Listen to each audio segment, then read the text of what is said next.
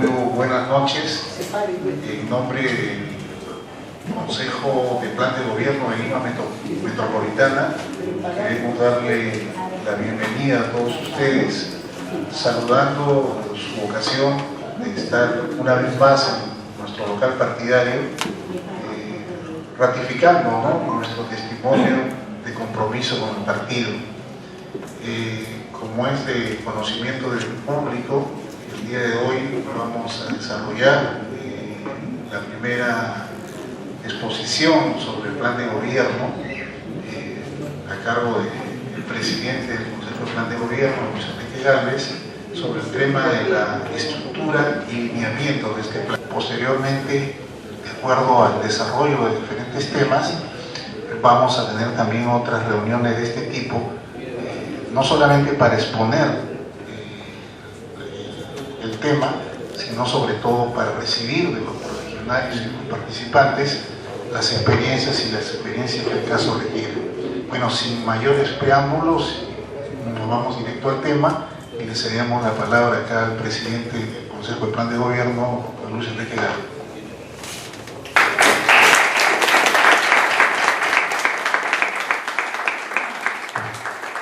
Es muy grato para mí tener este primer encuentro con nuestras personas, militantes, encargados de los diferentes distritos y que quieren saber qué es lo que pasa dentro de la propuesta que quiere hacer el partido para el plan de gobierno. Algunos carteles puestos en el Facebook crearon algunas preguntas, algunas inquietudes, ¿no es cierto? Se hablaba, alguien quiere ser candidato, esto tiene que ver algo con las rencillas internas. Y bueno, creímos oportuno hacer esta reunión, una de las tantas que vamos a hacer aquí en Paseo Colón, al igual que vamos a tener reuniones en el local de Miraflores para el trabajo más técnico, para explicarles qué es lo que estamos haciendo. En primer lugar, lo que queremos hacer es construir una candidatura. Aquí no se trata de buscar un candidato. Los candidatos son necesarios porque en el Perú la política es antropomorfa, o sea, la gente quiere ver a la persona que cabeza una postulación, que sea la persona que esté en los medios de comunicación, entrando en debate, haciendo propuestas, formulando críticas. Quieren ver el rostro de aquel que postula. Pero los partidos políticos tenemos que hacer una propuesta antes que buscar a la persona que sea el intérprete de la propuesta. Es algo así como escribir la novela antes de buscar a los actores que la van a representar. Obviamente que los actores son gravitantes. Fracasará cualquier proyecto de una película, una novela, o muy bueno que sea el guión, si los actores no están a la altura y no saben transmitir el mensaje, no saben encarnar al personaje y por tanto hacer sentir al espectador lo que se quiere hacer sentir al escribir esa novela. Y eso es importante. Es importante entender pues que primero tiene que estar el guión y después buscar al candidato que va a interpretar ese guión y transmitirlo a la ciudadanía. Y por eso estamos trabajando con esta anticipación.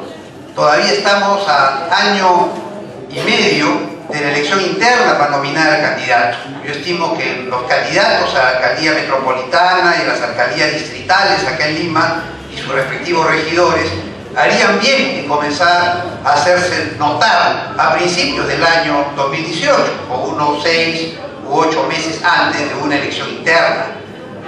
Hoy en día lo que queremos es que se hagan notar aquellas personas que tienen iniciativas respecto a lo que va a ser la propuesta de gobierno municipal.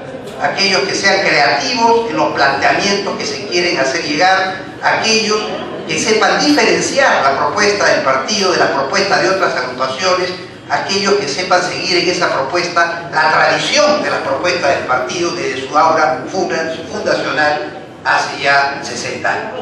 Eso es importante, para distinguirnos, para hacer notar que es una propuesta auténtica.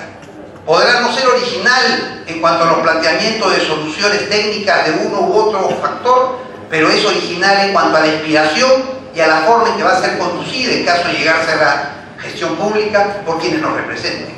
Obviamente auguramos que nos van a representar mayoritariamente, ya uno quisiera que fueran todos, pero por lo menos mayoritariamente afiliados al partido. ¿Por qué? Porque debemos saber que en Acción Popular hay gente capaz. Yo me he sentido muy dolido cuando algunos de nuestros máximos dirigentes se preguntaban próximos a una elección, pero ¿quiénes van a postular por el partido? El nivel de los militantes en el partido no es el mejor, hay que buscar gente de fuera, hay que buscar invitados, hay que buscar a quienes han dejado otras agrupaciones. Y es una manera de menospreciar lo que es la gran cantera del partido. Una cantera que lleva 60 años y que ha ido produciendo cuadros en diferentes actividades y que además ha tenido experiencias de gobierno. Y por tanto creemos que se puede encontrar dentro del partido elementos capaces de representar a nuestra agrupación y a jóvenes que recién incorporados quieran contribuir también con su participación, no solo apoyando las campañas, sino siendo candidatos y eventualmente llegando a ser regidores o alcaldes de las diferentes circunscripciones. En consecuencia, esta es nuestra aspiración.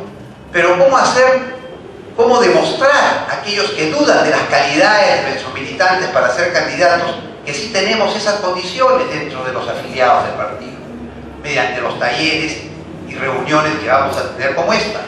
Para eso ha dicho justamente Carlos Valenzuela, nuestro director ejecutivo, que se va a recepcionar las peticiones de los diferentes interesados en participar a aportes en diferentes comisiones para ir formando estos grupos de trabajo y que se van a desarrollar talleres comunicativos para poder ir difundiendo estas propuestas o confrontando las propuestas que sean antagónicas o diferentes o complementarias y poder ir creando lo que va a ser el mensaje del partido. Ahí se van a ir fogueando nuestros militantes en el debate técnico, en el debate gubernamental y alejándose un poco de estas pugnas internas que a veces solo nos llevan a adjetivos y más adjetivos y hacer figuraciones en asambleas porque uno es muy beligerante, muy incisivo, muy crítico, ¿no es cierto?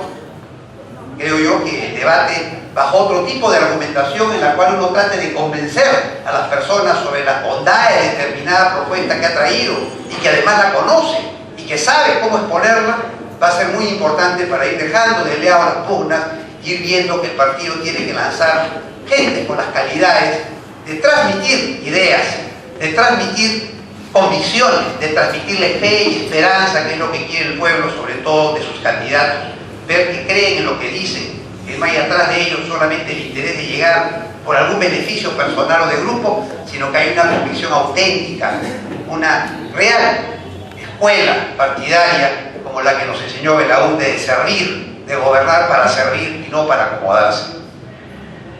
Pero además también estos debates van a permitir que nosotros comencemos a encontrar los temas con los que vamos a competir hacia afuera.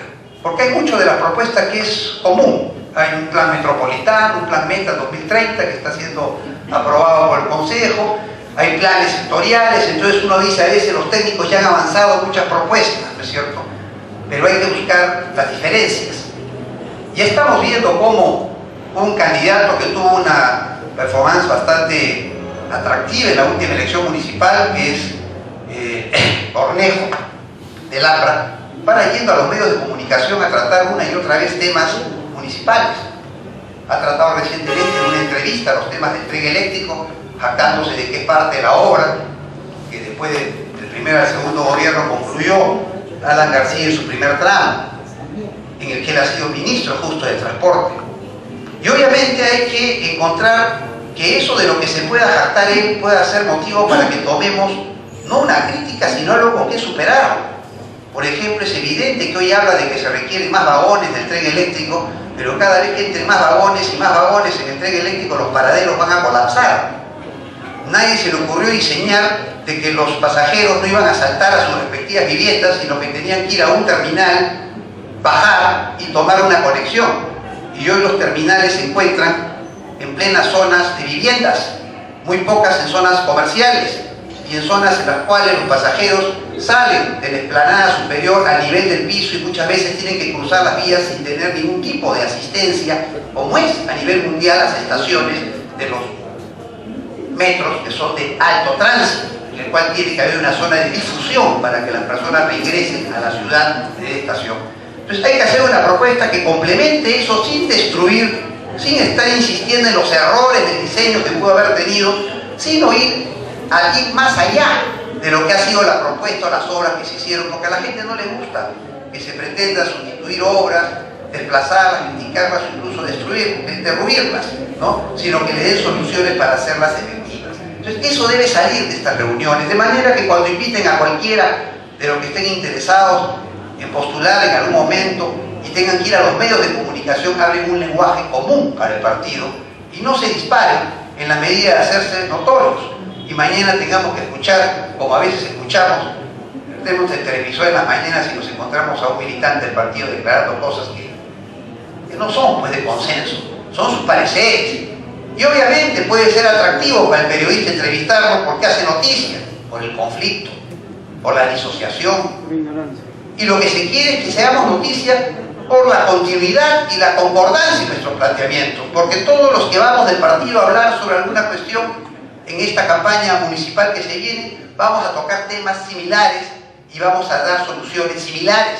No vamos a tratar de ser los lunares que llamen la atención dentro de una alfombra que tiene un solo tono y que debe mantener ese tono para hacerse distintiva de otras agrupaciones. Y esa es la materia por la cual hemos tratado esa reunión. Se dice que yo debo exponer la estructura y lineamientos del plan, pero yo creo que eso es una vocación demasiado adelantada. Estamos trabajando los lineamientos del plan y lo que sí podemos tener es una agenda del trabajo. Estimamos que vamos a poder tener un primer documento titulado Estructuras y lineamientos básicos del plan, entiendo yo hacia fines de este año. Digamos para el aniversario de la ciudad, los primeros días del mes de enero, y poder con ello hacer noticia. Yo trabajé en el plan de gobierno del año 95 para la candidatura presidencial. Yo era vicesecretario general nacional del plan de gobierno, presidí el consejo del plan de gobierno en ese entonces, y redactamos un documento denominado Lineamientos Básicos, más de un año antes de la postulación de la candidatura, y después recién se hizo el documento Plan de Gobierno. Y creo que fue una experiencia interesante, porque esos lineamientos básicos nos permitieron orientar a todos aquellos que venían a exponer propuestas sectoriales cuál era la visión general que tenía el partido sobre lo que debería ser su propuesta gubernamental, de manera que las propuestas sectoriales pudieran encajar dentro de ese marco general. Para eso están los lineamientos básicos, que debemos tocar tanto en los temas, como se ha dicho, de desarrollo, fortalecimiento y modernización de la gestión municipal, que tiene sobre todo sustento en el presupuesto y el manejo presupuestario, que son las rentas y la forma de gastar esos recursos, y también cómo obtener recursos mediante las asociaciones público-privadas o mediante el fomento de la inversión privada en determinados sectores o áreas, y que deben ser manejados por una municipalidad que sea eficiente. Como dice el Acuerdo Nacional, queremos un Estado eficiente, transparente y descentralizado. Y acá en Lima tenemos que tener una municipalidad que cumpla con esos tres requisitos.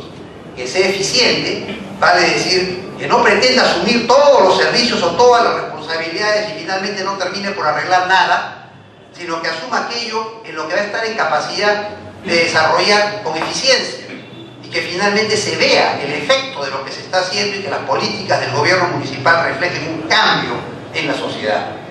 Y para eso se tiene que ser pues muy responsable en el manejo presupuestal, y eso tenemos que ponerlo dentro de los lineamientos del plan. Pero también tenemos que ser transparentes, algo de lo que se acusa ahora al alcalde de Lima.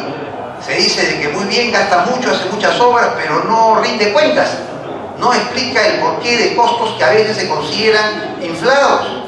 No explica por qué las decisiones de priorizar una u otra actividad y dejar de hacer algo que mucha gente consideraba indispensable para hacer otras que aparentemente solo benefician a unos pocos.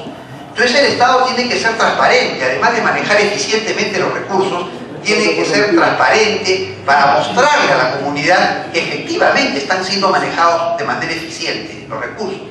La mujer recesa no solo debe ser honesta, sino parecerlo. Y eso es lo que falta a veces cuando los alcaldes, en ese orgullo, en esa autosuficiencia, ¿no es cierto?, creen que ellos solamente rinden cuenta ante sí mismos y que los demás pues caen porque no saben lo que se tiene que hacer. Y después que todo tiene que ser descentralizada la gestión municipal también. Hoy en día la ciudad de Lima es muy grande y tener solamente una administración centralizada, cuando en la realidad ya hay varios conglomerados urbanos y que tienen responsabilidades distintas que atender, requieren pues que la municipalidad tenga una visión de conjunto y de parte, de manera que pueda sectorizar la ciudad en cuanto a la atención de problemáticas similares, fomentando mancomunidades entre las municipalidades distritales para que haya una mejor definición de políticas y acciones. Eso es respecto a lo que se ve dentro del desarrollo, gestión, modernización y fortalecimiento de la administración municipal. Y en el campo pues, de la infraestructura y servicios sería innumerable detallar todas las cosas que hay que desarrollar en transporte, en desarrollo urbano, en limpieza, en mercado, etcétera, etcétera. Pero fuera de todo eso, que va a ser desarrollado en un documento de lineamientos básicos del plan de gobierno, tenemos que tener una visión de lo que es la ciudad de Lima, a lo que vamos a gobernar. Porque estamos convencidos que el partido debe ser gobierno municipal en 2018. Es una cosa con la que debemos hoy día salir convencidos. Tenemos la gente y tenemos la capacidad de conseguir una propuesta para poder tener el gobierno local de la ciudad en el año 2018. Y tenemos que recordar en eso cómo veía Belaúnde las propuestas gubernamentales. Había un mapa, cosa que no tenemos acá. Deberíamos tener, le pido al director ejecutivo, un mapa lo suficientemente grande para que todos puedan visualizar lo que es el territorio. Muy bien hablado nuestro director ejecutivo de que hay que saber que el ordenamiento territorial es básico para el desarrollo de cualquier infraestructura y servicios. Hay que conocer sobre qué se va a hacer las cosas, cuál es el lienzo sobre el que se va a pintar, porque si no usamos pintura equivocada y terminamos deteriorando ese lienzo y no hacemos ninguna obra, se corre la pintura, se malogra, se deteriora con el tiempo, se seca.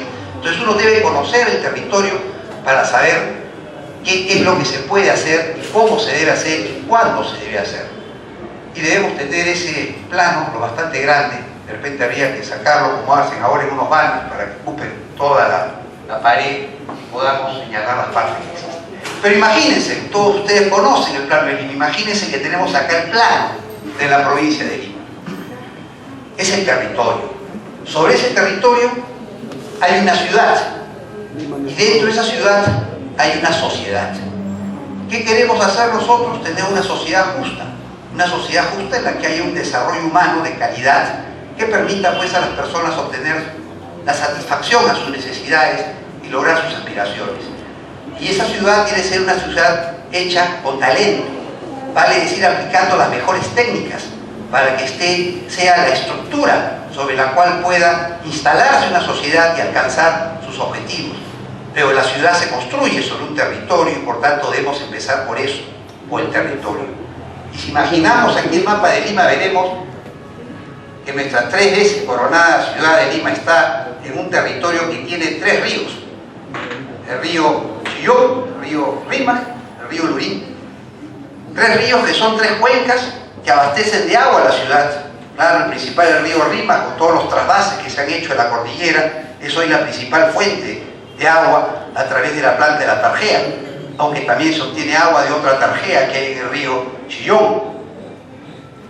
Y después de eso, del subsuelo, donde aporta tanto el río Lurín como el Rímac, el Chillón, las filtraciones hacen del subsuelo la posibilidad de bombear el agua.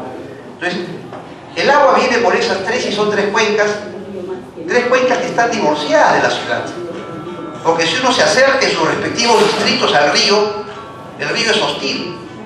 Hay basurales, hay acantilado, no hay forma de cruzarlo ni de acceder a él, hay delincuencia. El río no es un lugar al que vienen las casas, es un lugar al que dan de espaldas de viviendas. El río no es un lugar por el que transitan los vehículos, es un lugar al que huye el vehículo para cruzar simplemente de un lado a otro a través de puentes. Es que nuestra ciudad no ha cumplido con incorporar al río dentro de lo que es su estructura. No ha sido encauzado, no se han hecho malecones, no se han hecho áreas recreativas, no se han hecho conjuntos habitacionales que miren al río, no se han hecho actividades culturales alrededor de los ríos, no se han convertido en verdaderas áreas verdes. Tenemos el proyecto de Línea Amarilla, que es el primer encauzamiento que se hace del río Rímac aquí en el cercado, y que tenía el proyecto vía Parque Rímac, o el parque que había desarrollado la alcaldesa Villarán, en el sentido de dar unos malecones, unas zonas de esparcimiento, además de unos conjuntos habitacionales para un asentamiento humano de Chipibos. Fue un intento. Pero tenemos que ver nosotros que la ciudad tiene esos 3 ríos y por tanto tenemos que ver las formas de incorporarlos, convertirlos en lo que se dijo en un plan del gobierno central de vivienda, cuando estuvo de viceministro nuestro correligionario Miguel Romero Sotelo, que es que sean parques lineales, o sea, teñir de verde esos marrones que hoy día tenemos marcados en las fotografías aéreas de la ciudad, en los cuales los ríos no destacan por nada verde, por nada ambiental, sino que son manchas simplemente. Pero la ciudad, además de esos 3 ríos, tiene 3 bahías. Tenemos la bahía central, la bahía de Lima, Miraflores, que va desde la punta hasta el Morro Solar. Luego tenemos hacia el sur otra bahía que va del Morro Solar hasta San Bartolo, y hacia el norte tenemos de la punta hacia Ancón. Pero no usamos más que una. Todo el esfuerzo ha sido en la famosa Costa Verde, que es la bahía central, que hoy en día está logrando conectarse ya de Chorrillos hacia la punta, con pequeños tramos que falta, pero hay una gran inversión. Y lo que se quiere es que la ciudad esté integrada totalmente al mar, porque tampoco mira al mar. Si uno va más al norte, a la zona de Ventanilla, o más al sur, a la zona de Villa o San Bartolo, también la ciudad es hostil al mar. El mar también se convierte en una zona de descarga de desmontes, basura, ¿no es cierto?, de delincuencia, donde no hay vialidad, no hay forma de acceder. La playa está contaminada, ¿no es cierto?, no hay servicios.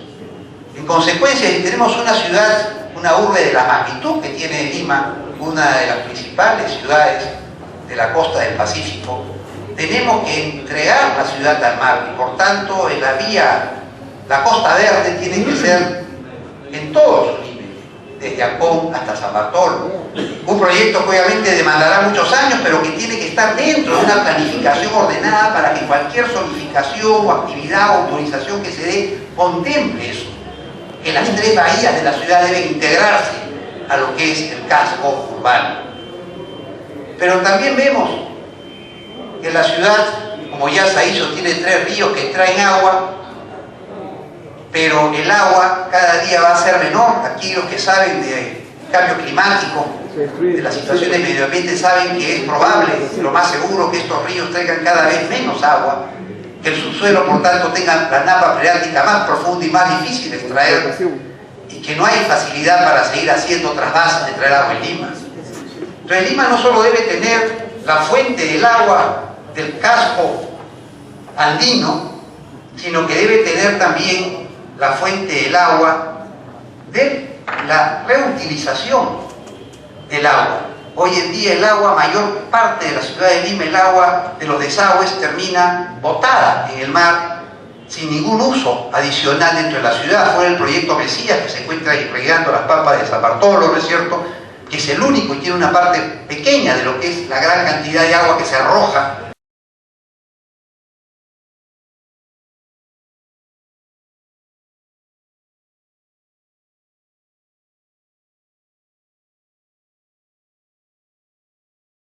No hay proyectos de reutilización, y por tanto la ciudad tiene que saber que el recurso hídrico que hoy día se va por los desagües tiene que tomarse mediante plantas de tratamiento para regresarlo a la ciudad, porque va a ser una fuente tanto más importante en el futuro que aquella de la captación de las aguas de los ríos. Pero además tenemos la ventaja de estar frente al mar, y hoy las principales ciudades del mundo que viven en el desierto, como Lima, que es una ciudad establecida en el desierto porque ya se comió todo, sus valles, y solo quedan desiertos a los alrededores, tiene que tomar agua del mar.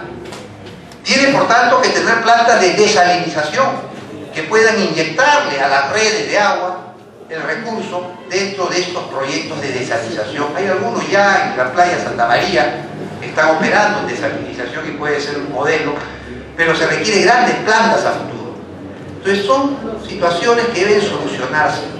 Si no entendemos eso en un futuro, si comenzamos a hablar de que hay que corregir que la línea 2 del metro pase por aquí, por allá, o que los estacionamientos sean por parquímetros o no sean con parquímetros, o si hay que hacer un bypass subterráneo aquí o allá, pero no tenemos esa visión general, vamos mal, porque estamos construyendo de pedacitos, haciendo un monstruo finalmente, porque no vemos el bosque, no vemos cada árbol con el cual nos tropezamos. Y ese fue el ejemplo de Belaúnde. Todos recuerdan que hasta se burlaban de él en los programas cómicos, que cada vez que quería decir que algo se estaba haciendo en el país iba al mapa, y en el mapa hablaba de obras, como se le dijo, ¿no? Está haciendo una carretera que no va de ningún lado a ningún lado. Y el explicar él reiteradamente que lo que estaba haciendo era abriendo, creando tierras, creando ciudades, porque primero pasaba la carretera, luego venía el agricultor y establecía las granjas, y luego venían los pobladores y colonizaban, y hacían las ciudades en ese Rosario, que hoy es el departamento de San Martín, por ejemplo. No lo hubieran entendido, pero él tenía que mostrar una y otra vez eso para que se viera que su proyecto no era un capricho, sino que tenía un sustento dentro del territorio nacional y dentro de la tradición andina de nuestras culturas ancestrales, que es un país constructor de tierras, constructor de ciudades en lugares muy difíciles, como Chanchán en pleno desierto, como Caral. Y por tanto, así como es una tarea titánica la construcción de la ciudad de Lima, tiene que venir pues de conceptos de planificación, porque no por ser culturas muy antiguas dejaban de lado, como señalaba Belaúnde, el tema de la planificación, y se denota eso en los huacos, en las pinturas murales, cómo la ciudad partía de ser ejemplo de maquetas las cuales servían para entender el valle y causar el menor impacto ambiental. Por eso las ciudades incaicas y preincaicas nunca estaban al lado del río abajo en el valle, siempre estaban en altura, para proteger las tierras y además proteger a la ciudad de los huaicos. Fue el español el que vino acá bajo el concepto europeo y cambió esa tónica. Pero eso era el menor impacto ambiental. Algo de moda también para los ambientalistas, aquellos que estudian hoy en día, se habla de que hay que proteger la naturaleza. Pero la única forma de proteger en absoluto la naturaleza es desapareciendo los seres humanos del planeta. Porque somos nosotros los que permanentemente estamos, como decía, de la arquitectura, pero de los arquitectos que querían corregir a la naturaleza. El ser humano siempre ha querido corregir y desviar los ríos, cambiar las zonas de cultivo a lugares donde no crecían las plantas. Entonces, esa presencia humana siempre va a causar impacto ambiental. Lo que hay que hacer es mitigarlo, conseguir el menor impacto posible y obtener la mayor satisfacción para las comunidades, para la sociedad. Esa sociedad que dijimos estaba dentro de la ciudad, que estaba en un territorio, esa sociedad que aspira a alcanzar su desarrollo humano, la satisfacción de sus necesidades básicas y el desarrollo emocional y cultural, tiene pues que construir una ciudad que haga el menor impacto o minimice o mitigue los impactos que causa dentro del territorio, que es parte del ecosistema del país y por tanto del planeta. Entonces, esa visión es la que tenemos que tener y así debemos comenzar a hablar. Claro, las preguntas van a ser concretas, ¿no? ¿Y ustedes qué van a hacer? ¿Van a permitir que haya mayor zonificación en esta zona residencial para que se construyan centros comerciales o se hagan viviendas de más edificios? Sí, les van a preguntar eso y tendrán que dar una respuesta. Pero nunca dejen de entender que las respuestas que dan parten de estos conceptos generales, que no son respuestas espontáneas porque suena bonito, le escucharon en el barrio o el café de la esquina, sino que nacen de una propuesta que tiene un sustento técnico fundamental, con tradición partidaria, con conceptos que son axiopopulistas, no son los conceptos que puedan tener terceros. Por ejemplo, conversábamos en estas reuniones, pasando ya a otro tema, el de la cooperación popular. El partido habló siempre de la cooperación popular, y la cooperación popular es ideología y es práctica del partido. Es ideología porque es el concepto recogido del aire y la mica que lleva a llevar incluso el nombre de Acción Popular a nuestro partido y que recoge de Belaúnde en su viaje por el interior y en especial en su pasada por la ciudad de Chincheros o el pueblo de Chincheros en Apurímac. Pero hoy en día la cooperación popular tiene que ser una práctica distinta a la que fue en los años 50. Veíamos nosotros que en ese año 50 el país era 70% rural, 30% urbano. Lima no era más que Lima y balnearios. Yo recuerdo que se llamaba por larga distancia Ancón y se llamaba por larga distancia Pucusana. Y ir a Pucusana o ir a las playas era algo de fin de semana. Hoy en día Lima ya desbordó completamente eso. Y más bien si uno va al campo, el campo se ha ido despoblando. Cada vez la población rural, ya realmente rural, porque también hay muchas ciudades medianas y pequeñas en el interior del país, son pocas. Y por tanto pretender dar la magnitud que tuvo Cooperación Popular en el primer gobierno, segundo gobierno de Belaúnde, hoy en día bajo el esquema de el trabajo voluntario de la población que da la mano de obra y el Estado que da la maquinaria y el capital, no podría probablemente significar una gran transformación dentro de la infraestructura del país. Podrá ser muy importante en lugares apartados del país, tal vez en la misma ciudad de Lima, en acciones muy puntuales. Pero hoy en día hasta los padres de familia en los colegios ya no son ellos mismos los que cargan los ladrillos y el cemento para hacer las aulas adicionales. Claro, en algunos casos lo hacen, pero la mayoría prefiere contratar a los obreros, ¿no es cierto? Y lo que hacen son actividades profundas para poder financiar eso. Ya la mano de obra no calificada, que es la que mejor funciona dentro de un esquema tradicional de cooperación popular en que la experiencia técnica la pone el Estado, no se da cuando la aspiración general de la población en el país es ser calificado y no calificado, ni tampoco se da cuando los mecanismos de construcción de la mayoría de las actividades son cada vez más tecnificadas. Entra más máquina, entra más computación, entra menos la mano o de obra simple y sencilla. Entonces tenemos que entender si el espíritu de cooperación popular puede surgir y puede continuar en algunas otras actividades del gobierno municipal. Y nosotros creemos que sí. Es más, que ya existe. Porque ¿qué era cooperación popular? La filantropía de los pobres, como hablaba Belaúnde. Era justamente combatir ese concepto de que el poblador peruano, el indio se decía, era una persona ociosa, una persona triste, una persona que estaba a la espera de que se hicieran cosas por él que eran un problema. Era el concepto del problema del indio en esas épocas de los años 50. Y Belaúnde encuentra lo contrario, encuentra un poblador andino que es trabajador, un poblador andino que es alegre y un poblador andino que es desprendido, que no espera que se le dé sino que da. ¿Cómo lo encuentra? Cuando pregunta quién hizo la escuela, quién hizo el camino, el pueblo lo hizo, ¿cómo lo hicieron?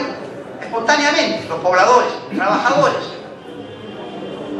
¿Lo hicieron? ¿Cómo lo hicieron? Alegres, en fiesta, cantando, como hacían en la época del Incario la faena. En la fiesta, con parte de religiosidad, sacando al santo a pasear y después yendo a hacer la obra. Y lo hacían además no en función de un beneficio irrestricto personal de ellos mismos, sino en función de una colectividad, no solo de sus hijos, sino incluso de las comunidades colindantes. ¿Y eso qué es lo que lograba hacer? Darle al poblador peruano autoestima. La autoestima, que es lo que nos ha faltado en el transcurso de la historia, bajo el concepto de que siempre hemos sido derrotados, hemos perdido todas las guerras, que no hemos tenido nunca éxito en nada y que nos han explotado. El poblador peruano siempre ha sentido de que si eres peruano, pues no tienes mucho futuro, hay que emigrar, porque acá en el país las cosas no van a dar techo para que te desarrolles. Y eso ha llevado justamente a que haya desilusión, generación tras generación. Hoy en día esto ha cambiado, pero ha cambiado también desde que Belaúnde instauró esa cooperación popular que le dio autoestima a las personas y las hizo partícipes.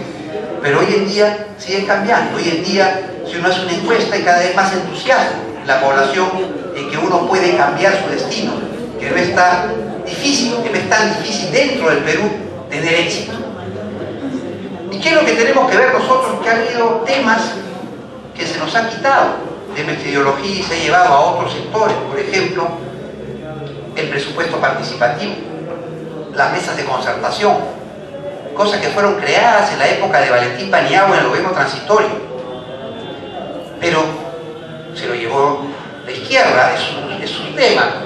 Si hoy queremos invitar a un conferencista y lo vamos a hacer para que toque el tema del presupuesto participativo y de las mesas de concertación de lucha contra la pobreza, probablemente sea una persona que sea calificada de la izquierda. Pero el concepto que lleva esas actividades son eminentemente de acción popular y de cooperación popular, porque implican la misma filantropía de los pobres, que era el hacer la obra a fuerza de brazos. Hoy en día no, hoy en día la población se reúne para decir en qué se va a gastar el dinero, lo que han sus contribuciones.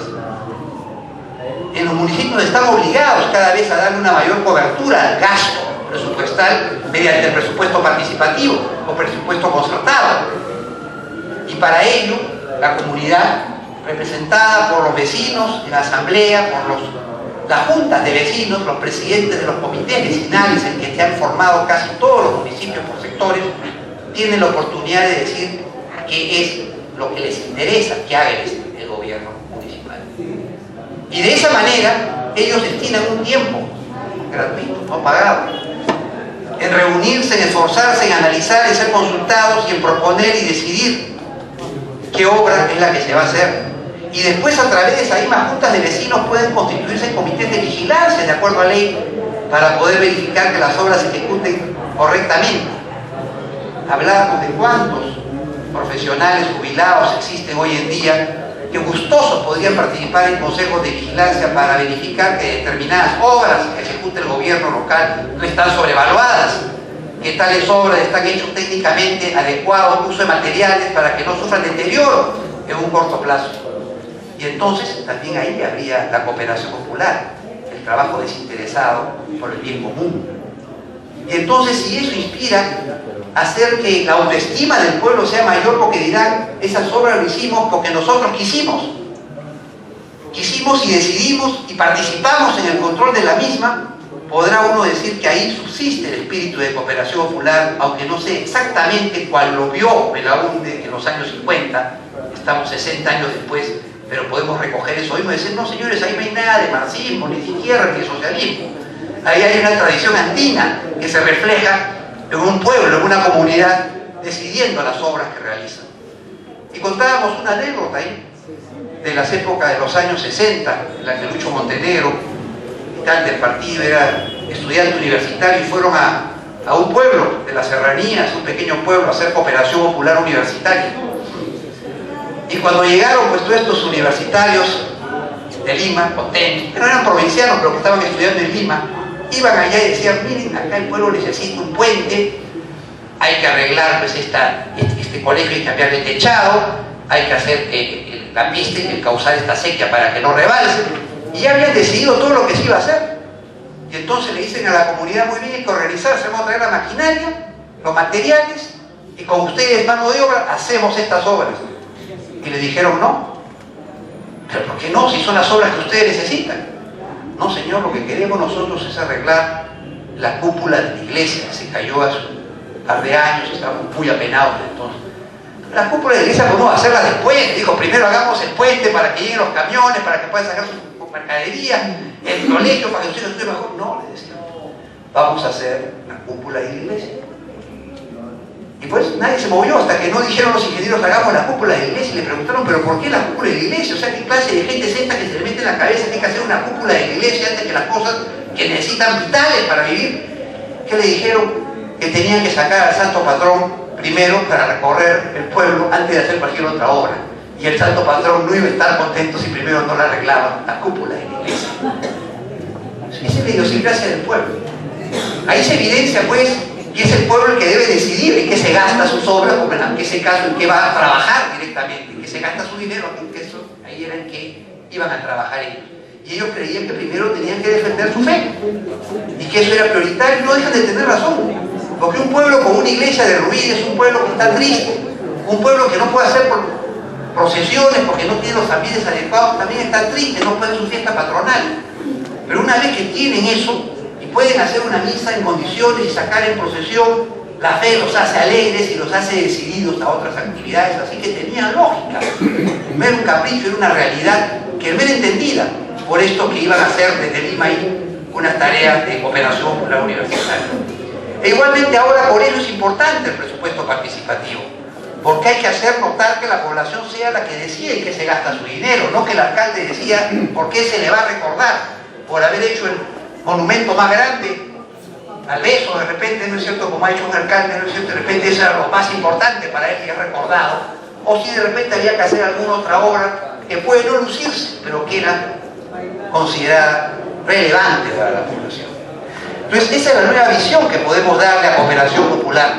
Eso es lo que queremos demostrarle en una propuesta y decir, si está contemplado, está inmerso en una serie de prácticas que hoy se dan y que la gente no se da cuenta, que se da por esa tradición del trabajo comunitario andino que recogió Belaúnde hace 60 años y que hoy aplica de otras maneras. Yo no quiero extenderme más, creo que he sido muy largo ya esta exposición.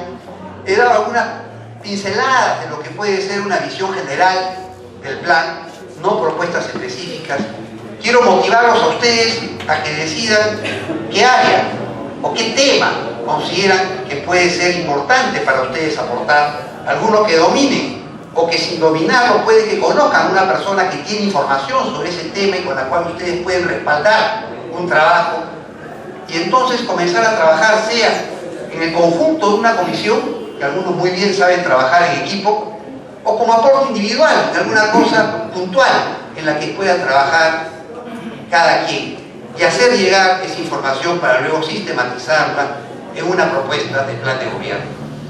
Carlos Valenzuela, nuestro director ejecutivo, tiene la obligación de tomar nota de todos los datos de las personas interesadas o entregar su correo electrónico y teléfono para que puedan comunicarse con él y comenzar pues a trabajar de manera integrada.